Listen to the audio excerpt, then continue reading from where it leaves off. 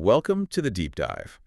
This is where we take, well, a whole stack of information. Could be articles, reports, public records, and we really try to pull out the insights that matter most for you. That's right. Today, we are doing a deep dive into the recent Village of Maywood board meeting. We've gathered quite a bit here: board agendas, official agreements, financial docs, state records.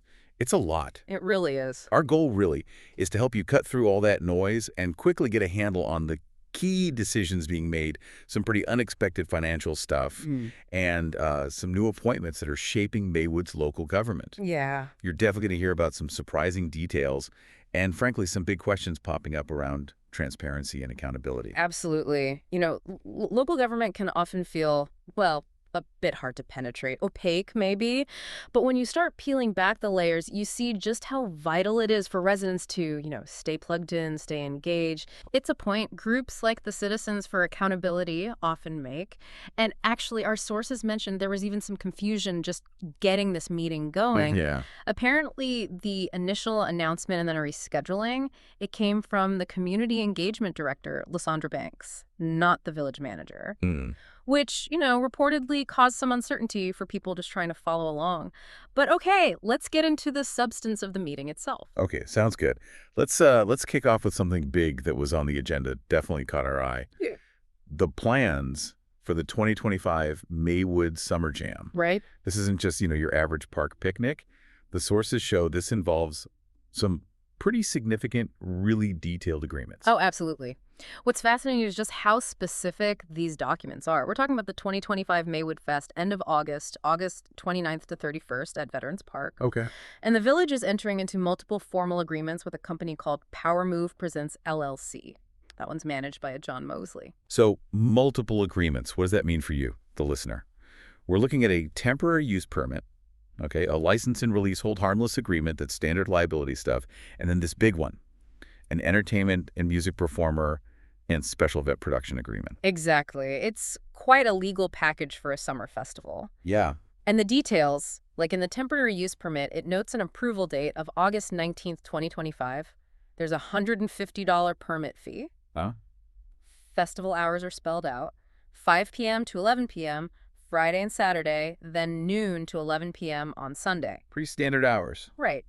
And importantly, the village keeps the right to charge Power Move Presence for any, special municipal services needed. Think extra police, maybe cleanup crews. Makes sense. And they require an on-site manager there the whole time it's operating. Okay. And what about, the fun stuff? Food, drinks, that kind of thing? Yeah, the agreements get really specific there, too. Food vendors, limited to 15, but with an option for 5 more. So potentially 20 food trucks total. Go-to trucks. Okay. Liquor vendors also capped at 20. And there are strict rules on alcohol sales, no package sales. You can't buy a 6-pack to go. Right. Only by the cup. Only by the glass or cup, yeah.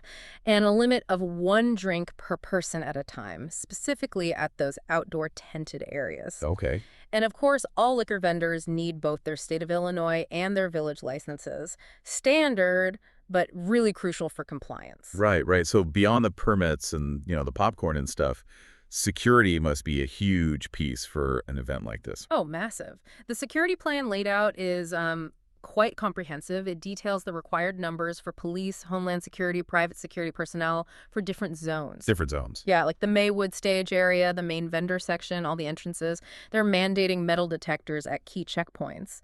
The site plan itself actually maps all these zones out within Veterans Park. So on paper, the planning looks pretty thorough. Okay, but here's where something really jumped out from the sources. The Maywood Fest apparently has a budget of $100,000. Right, $100,000.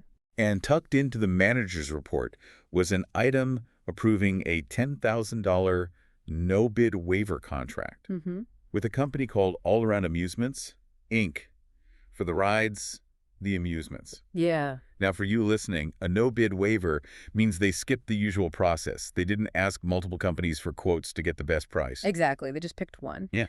And while sometimes there are reasons for no-bid contracts, maybe an emergency or a sole provider, Right. approving a $10,000 no-bid contract as just one part of a $100,000 festival budget, it immediately makes you ask, well, how is the rest of the budget being managed? Yeah. Are taxpayer funds being spent in the most, competitive and transparent way possible? That's the question it raises right away. Precisely. So the Summer Jam budget details spark some questions, but honestly, those questions just get bigger when we look at a wider pattern across the village's financial reports. Yeah, this is where our deep dive got really interesting. We found this startling, recurring theme multiple times where the village bypassed competitive bidding, often using those no-bid waivers again. To pay companies that, when you check with the Illinois Secretary of State, they were either legally dissolved, maybe listed as not in good standing, or you just couldn't find any record of them being registered businesses at all. And that raises a really critical question for residents, doesn't it? Yeah. Why are these payments happening without the usual competitive process?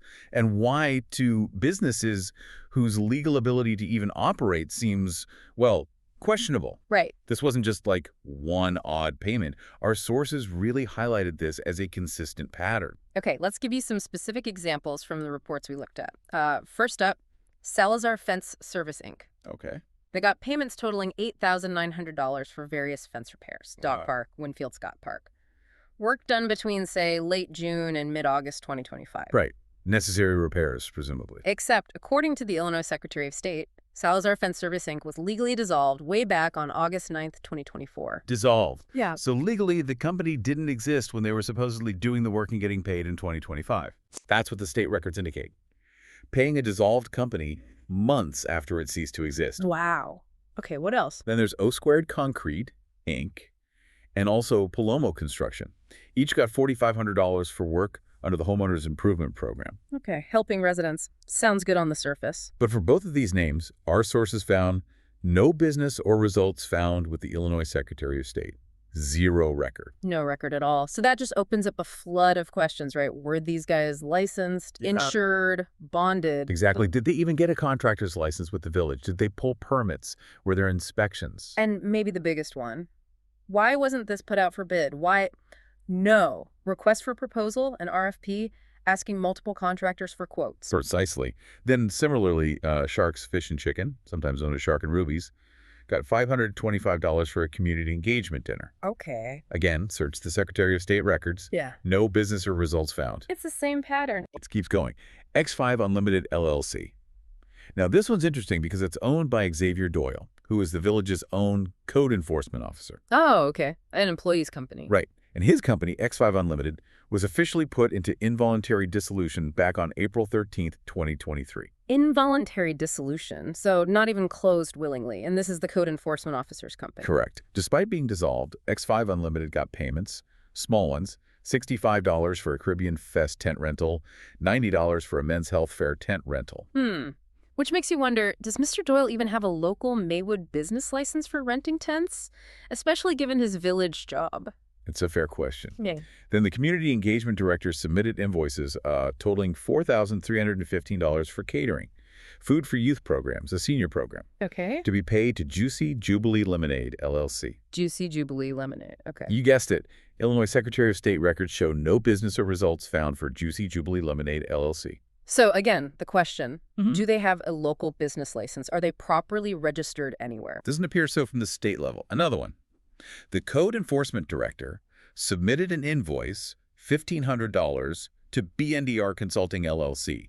This was for landscaping vacant properties. BNDR Consulting. Like the others, no business or results found with the Secretary of State. It's just one after another. One more example. Okay. Need Construction, Inc., they received $4,500 for the Homeowners Improvement Grant Program. Okay. But this company has been listed as not in good standing with the Illinois Secretary of State since way back on August 17th, 2020. Non-good standing for years. And what does that usually mean? It often means they failed to file required reports or pay fees to the state. It can affect their legal ability to actually conduct business in Illinois. Wow. So if you zoom out from these examples, this sheer volume of no-bid deals, payments going to companies that are dissolved, unfindable, not in good standing, it really points to a major, maybe systemic issue. Yeah. A real need for better oversight, more due diligence in how the village handles its finances and contracts. It raises serious concerns about how taxpayer money is being managed. Absolutely.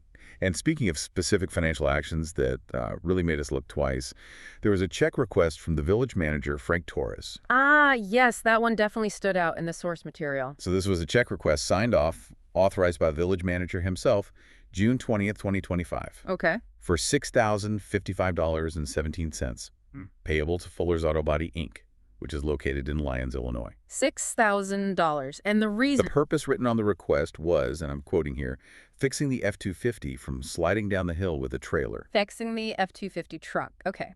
So what does this mean for you as a resident watching the spending? Well, our sources flag several big questions here. Right. First off, a payment over $5,000 like this one, you'd normally expect to see it clearly listed on the omnibus agenda. That's the big list of bills the board approves together, or at least mentioned in the manager's report. Oh, it wasn't? Apparently not listed in either place, which is unusual for an amount that size. Okay, red flag number one. What else? Why wasn't this auto body work put out for bid, especially for over $6,000? Good question. Was it an emergency repair? Even then, you'd expect some justification. And was an insurance claim ever filed? Yeah. For the F-250 sliding down the hill.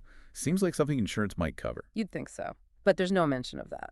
And the sources even speculate whether the choice of this specific auto body shop in Lyons could be linked to the village manager's past employment history with the village of Lyons. Ah, okay. So potential conflict of interest questions being raised there, too, on top of the lack of transparency and bypassing the usual financial checks. Exactly. It just adds another layer of questions.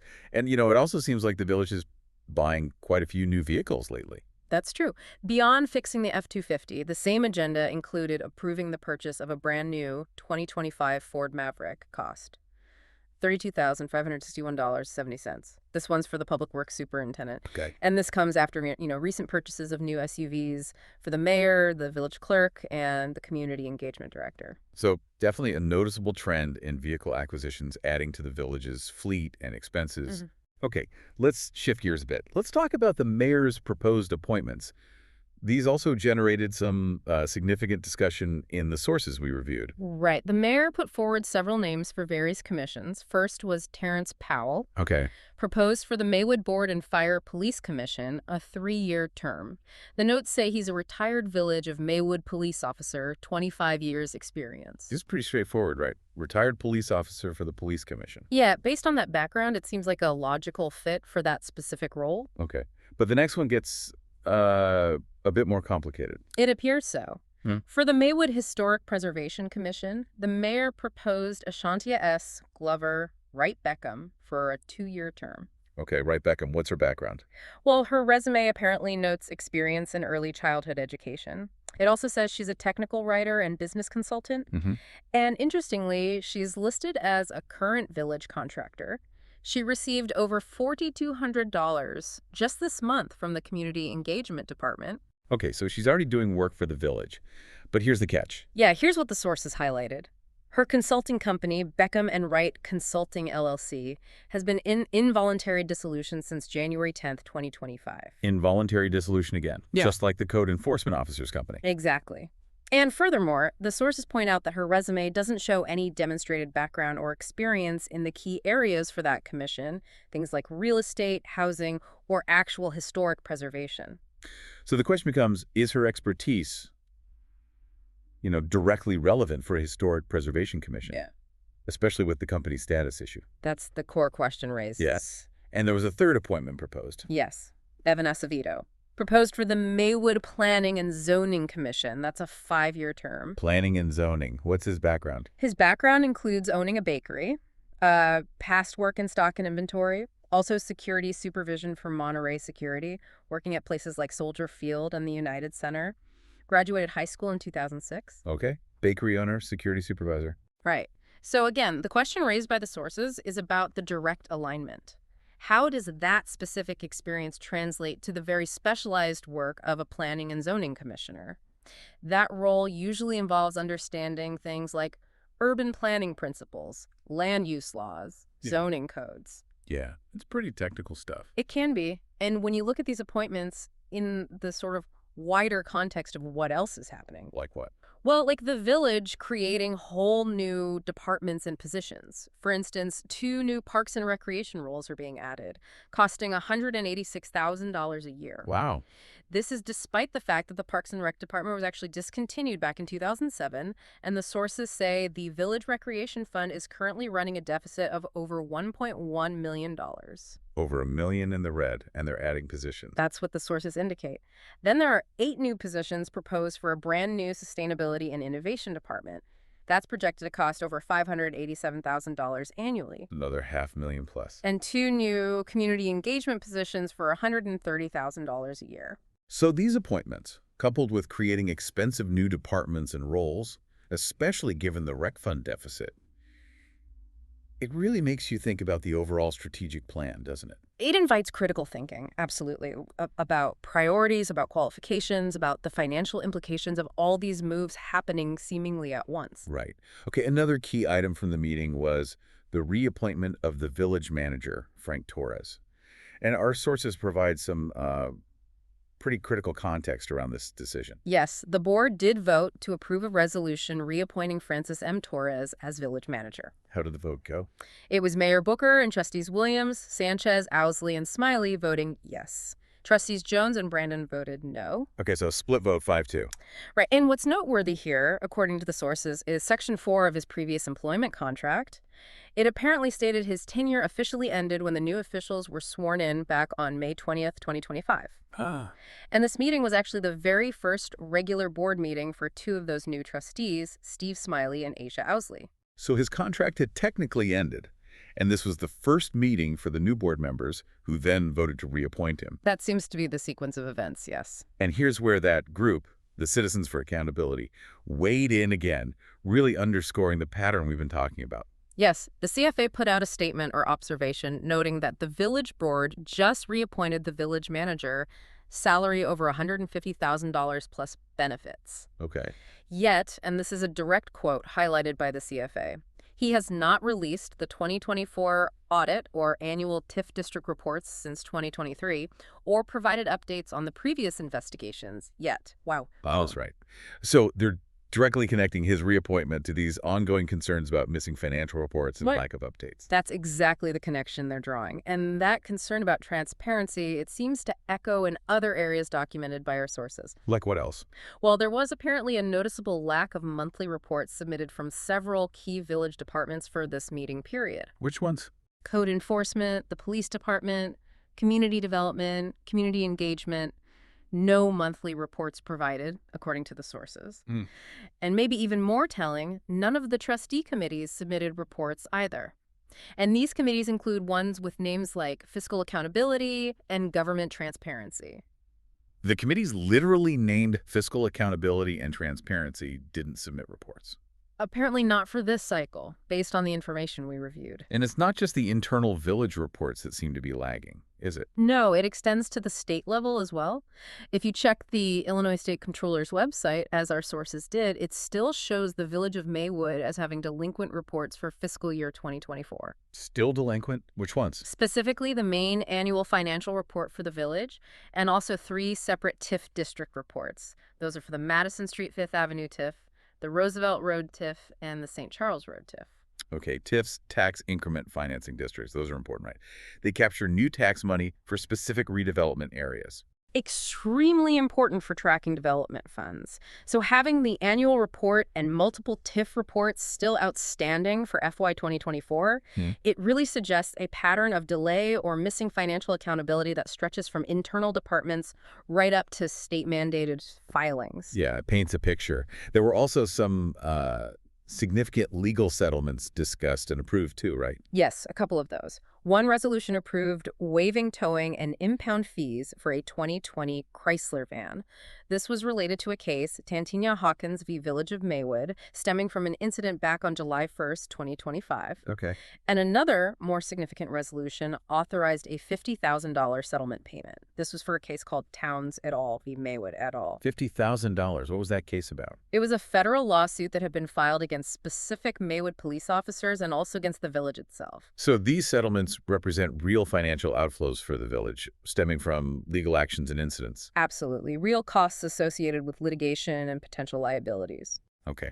And finally, looking ahead, the village is apparently planning to create even more TIF districts. That's right. Plans for 4 new TIF districts have been in the works and made public since around March 2024. 4 new ones. 4. Now, the specific dates for required steps, like the Joint Board of Review meeting and the formal public hearing, those are still listed as to be determined. Okay. But the fact that they're actively pursuing 4 new TIFs shows this is definitely part of the village's ongoing financial strategy and development landscape. So putting this all together, this deep dive into just one Village of Maywood board meeting, it really paints an incredibly detailed picture, doesn't it? Local government in action. It really does. You've got these ambitious plans, like the Summer Jam Festival, but then you see the complex agreements behind it. You see these recurring kind of troubling patterns in the financial dealings. You see the new appointments raising questions. It really shows you all the intricate layers. Yeah, and it underscores that point that, information is one thing, but understanding it and seeing the connections is key. Grasping the details behind these agenda items, recognizing the accountability questions that pop up, understanding what financial transparency actually looks like or doesn't, that's crucial if you want to be an informed resident. So what does this all mean for you listening right now? I think it means your engagement, your attention. It really matters. It absolutely does. And maybe it leaves us with a question to ponder. In this age where we're flooded with information, just how vital is it for you as a resident to actively watch, to monitor, and maybe even to question the actions and the spending of your local government? Yeah. Especially when you start seeing patterns like these emerge, the no-bid waivers, the payments to questionable businesses, the delays in crucial financial reporting. How important is your voice then? That's a great question to leave people with. Think about how you can stay informed, stay engaged in your own community, whether that's Maywood or somewhere else. Attend a meeting, read the documents online, ask those questions. Join us next time for another deep dive, where we'll keep digging into the information that matters most to you.